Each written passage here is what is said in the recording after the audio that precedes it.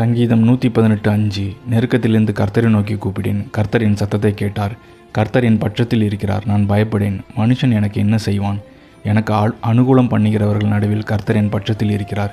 என் சத்துருக்களின் சரிகட்டுதலை நான் காண்பேன்.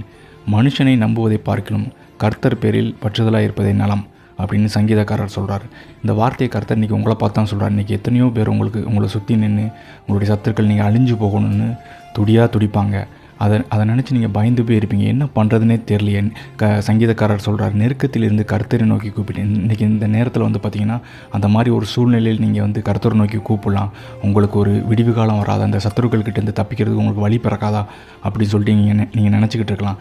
சங்கீதக்காரர் சொல்கிறார், கர்த்தர் என் பட்சத்தில் இருக்கிறார், நான் பயப்படேன். மனுஷன் எனக்கு என்ன செய்வான் அப்படின்னு சொல்லிட்டு சங்கீதக்காரர் சொல்கிறார்.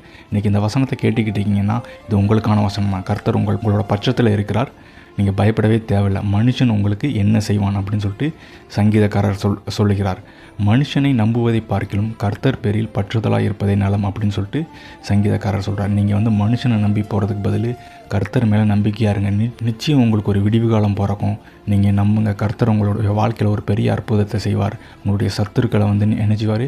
நிர்மூலமாக்கி போடுவார். நம்பினீங்கன்னா ஆமேன்னு சொல்லுங்கள். ஆமேன்.